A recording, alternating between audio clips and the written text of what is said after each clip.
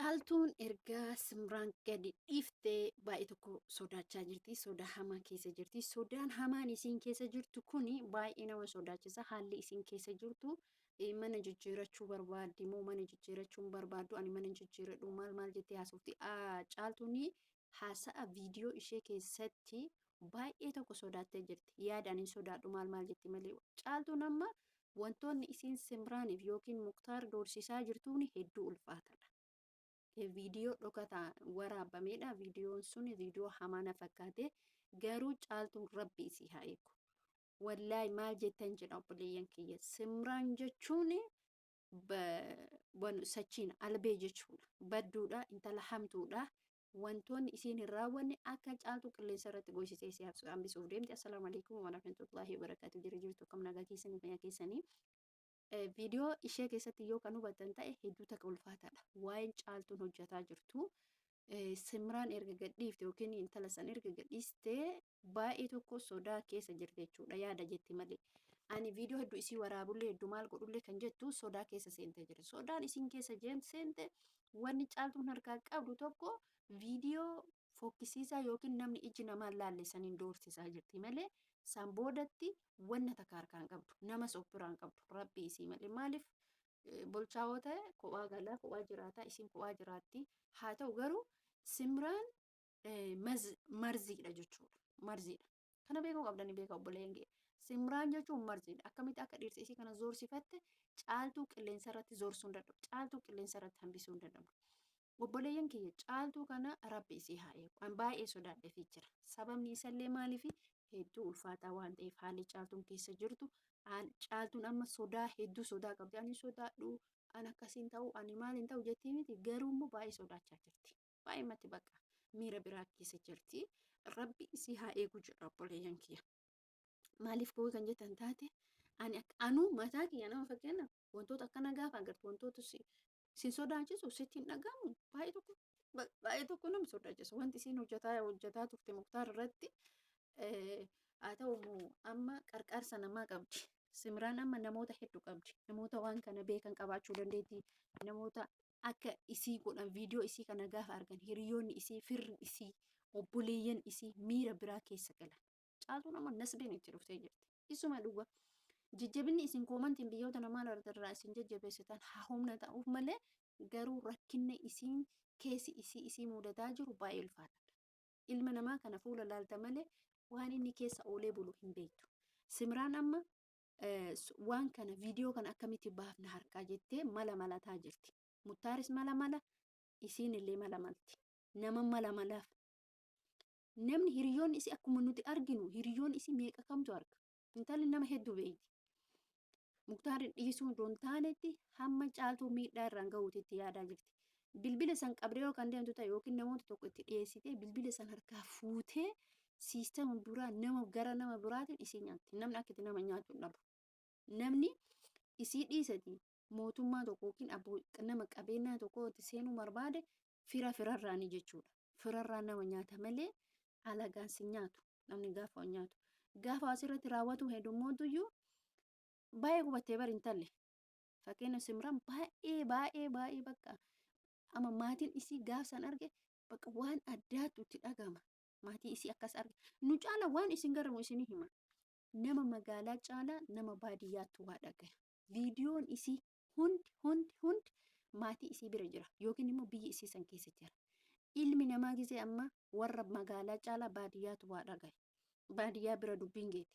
Dhugaan isiniin jedha nuti gaafa biyya namaa jiru gaafa dhageenyu namni odeeffannoo garaagaraa dhiyeessaa dhagaa baadiyyaarraa waa dhagaya. Akkasitti dhageeti. Garuu immoo caaltuun dhaamsa caaltuu dhaama. Dhaamsa hatantamaa caaltuu dhaama. Dhaamsa hatantamaa ni caaltuu dhaama of eeggannoo cimaa gochuu qabdi. Of eeggannoo cimaa gochuu qabdi. Simraan raftee siin bultu. Ilamaa arrii diimtuu hin yaamne adii bira darbite. Hamma biddira ati goote. Hamma waan ati irratti dalayde kana deeffatutti sisii dhumattee jirti. Of eeggannoo godhi. Wantoonni ati raawwattee miira biraa keessa garullee baay'ee nama sodaachisa. Mana jijjiiratu baatte magaalaa takka keessa jiran. Ani feemasoota meeqa otoo isaan hin beekin magaalaa kana keessatti arga. Namni biyya keessa jiru tokko immoo eessumattuu wal arguu hin dhiisu. akkasi kana beeka eessumattuyyuu wal arguunis. Kanaaf wanti isin godhuu qabdu, wanti caaltuun godhuu qabdu of eeggannoo cimaa, bitaa isii mirga isii gizee baatu gizee galtu. Namni magaalaa keessatti gabaa dhaqata, baabura dhaqata, suuqii dhaqata, ilmoo qabdi, ilmoo isii kana fuudhanii otoo awwaalanii gaaf ilmoo isii kana fuudhanii awwaalan viidiyoo san baafti, viidiyoo san kenniti, viidiyoo san kenniti. Karaa hedduun siistama hedduun Muktaar amma garamiin ilmoo san fuudhee yuutuubii kanaafi fakkeenyaaf ammisi ani yuutuubii kiyya yuutuubii Muktaar illee kennu ilmoo isaatu na harka jira, ilmoo isaa guddisa yuutuubii tokkoffaa dogongora dalaydee iyyuu gaafa dubbannu yuutuubii Muktaar fuudhuun qabdu. Baasii hojii isii ilmoo isaa hin danda'i jechuu ni qabdi. Seerrillee ilmoon tun abbaa bira haadha bira jirtu waan ta'eef Muktaar dirqama hojii isii godhuu qaba. Dogongora hedduu dalaydee caaltuun yuutuubii isaa fuudhuun qabdu. Takka qabadha boruufsitu balleessa kan jedhu jechuun ati waan hin taane haasoftaa minaa kan jedhu yuutuubii Muktaar fuudhuun qabdu. Bilbila isaa erga haa godhattee yookiin immoo yuutuubii isaa erga fudhatteeyyuu garuu immoo yuutuubii Muktaar inni maaliin jiraata ishee nama hojii qabu miti dirqama yaaduu qabdaa bara. Muktaar maaliin jiraata? Okay, namni dogongora inni fedhii isaatiin akkas godhee miti. yuutuubii isaa fudhaturra isiin amma maal godhuu qabdi? Of eeggannoo gochuu qabdi. Silaa yuutuubii isaa san fuudhuun qabdu gonkumaa. Bantee kabiraa bantee ittiin fayyadamtu erga barbaadde ilmoon teete irbaree guddifatte homaa miti. Inni illee ilmoo isaa hin guddifata. Hin dogongorina haa. Warri koomantillee nama dogongorsiisina. Caaltu nama rakkinni isii yuutuubii isaa fudhatudha isii harkaa. Erga yuutuubii isaa san fudhatanii ka'anii immoo amma laalalaaf yuutuubii san fudhattee miti. Garuu yuutuubii Muktaar deebisuufii qabdi. Tokko. Lammaffaa immoo viidiyoo san fudhattee miti. Ilmoo tiyyarra maaltu ga'a? Otoo ilmoo tana harkaa fuudhanii. Isin dirqama yuutuubii Muktaar hin deebiftu? Eshi. Sangoote mitiire haa goote jennu. Garuu viidiyoo san erga irraa waraabbattee kaatee geessite. Rakkoo kanatu natti dhufa har'a haasa'urra gaassan itti yaaduu qabdi. Hin dhufa. Rakkoonni dhufa rabbi isitti hin fidin malee karaa garaagaraatiin isitti dhufaa. Karaa garaagaraatiin maali magaalaa yeroo gadi baatee waan godhattu 24 sa'a isii mana keessa ta'etti jechuudha. Dirqama isii waan kana beekuu qabdi. Caaltuun nama aarii miira biraa keessa galee malee haasofsiiftee seeratti adabdee maal goote miti hamma achii baatu ati hamma rakkina tokko keessaa baatu baay'ee tokko wanta ta'an jechuudha. Baay'ee tokko nama rakkisa hamma san waa hedduu haasoftaa waa hedduu balleessitaa bakka ati hin jiraa mitiiree sakandii san keessatti waa baay'ee balleessite waan garaa kee jiru hundumaan coroota sinaa galu.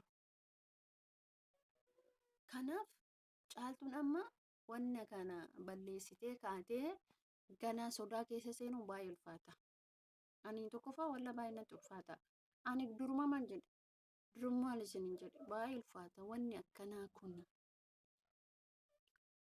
Isin hin jedhe ture obboleeyyan kiyya. Itti yaaduu qabdi. Viidiyoo achi keessa jiru saniin doorsisuun qabdu.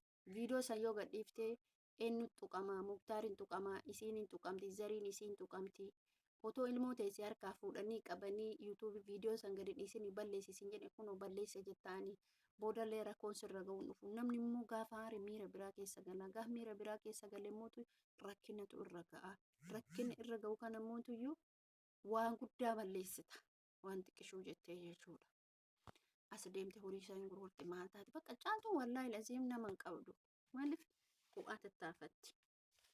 Kophaa yaaddi jechuun gaafa waan ani silaa waan akkasii dalaguun qabdu akka mataa kiyyaatti maaliif waan badutu caala waan rakkoo namatti dhufutu caala waan ta'eef jechuudha. Akkas ture. Kanaaf rabbi isii haa teessu intalatti immoo hamma dhiiftullee natti fakkaatu miidiyaa irrallee fagaattu garuu hin turtii malee yeroo sanuu dhaadattee jirti. Dhaadattee mana baate yeroo sanuu jechuudha. Isheen jechuudha. Yeroo san maaliif dhaadatte wanna kan yoo isillee callifte obboleeyyan isin callifte waan tokko balleessan waan tokko goonettee mana malatti jechuudha. as amma nuti walumaa galatti wanni gochuu qabnu wanni dubbachuu qabnu wanni nuti haasofnu caaltuun bakka deemtu hundatti of eeggannoo cimaa godhuu qabdi. Ni baatiin eegaatu of eeggannoo cimaa. Iddoo isii moo dirqama jijjiiratuu qabdi. Caaltuun dirqama mana jijjiiratuu qabdi. Balaan nan ga'uu hin jedhin balaan rabbiin siin geessisin eessumattuu nama hangatu. Waan tokko dhufa biyya deemuuf jira. Namni gaafa nama nyaatu firarraan nama nyaata. Namni tokko gaafa birrii kennaniif nisbee namaa ol baasii anu nisbee namaa tun baasalma nama. Biyya kana keessatti hin beekti. Garuu kanaafuu isii mana jijjiiradhu. An akkas amma sodaattee jirta barati. Mataan caaltu amma sodaattee jirta. Hedduu sodaachisa haala itti keessa jirtu. Mana jijjiiradhu. Maaliin tapha hin sobin jijjiiradhu mana. Nasbee kee odoon taane ilmoo keetiif jijjiiratuu qabda. Ilmoo keessan akka namni rakkoon tokko irra hin geenye. Sigalee ilmoo keessaniif jijjiiratuu qabda. Intalli waan biraa dhiisi ilmoo keessan irra rakkoo hin geetti. Hamma gubatti biddira sandeeffatuu qabdi. Boru warwaaturra har'a bootaa sab godhattee jijjiiratuu qabda. Sinii agalu. Akkasitti beekaa obboleeyyan kiyya. Kanaaf isin jechuu barbaada bakka haa jijjiiratu jedha akka yaada kiyyaatti isin koomentii irratti maal jettan bakka haa jijjiiratu moo jijjiiratu bakka dirqama jijjiiratu daa'ima sanii bakka jijjiiratu qabdi. Intalattiin hin duudi malee isin dhiiftuu biddira kana deeffatuu qabdi mala malataa jirti nama soqataa jirti birri soqatti isin galee kanaan akka ani yaadutti daddaftee odoo kiyya oolte tumbultu. Mana jijjiiratu isin amma naannoo isin galtulle amma jalatti nama galchiti yookiin immoo namootuma isinitti dhiyaatan keessaa isii bitti. Akkasii viidiyoo kiyya asumarratti dhaabaa rabbi isii haa eeguu bakkuma jirtutti rabbi isii bira haa jiraatu wantoota akkanaa raawwatuun baay'ee ulfaataa isin jaaladhaa isin kabajaa mee koomentii keessan yaada keessan kennadhaa isinin jedha baay'ee.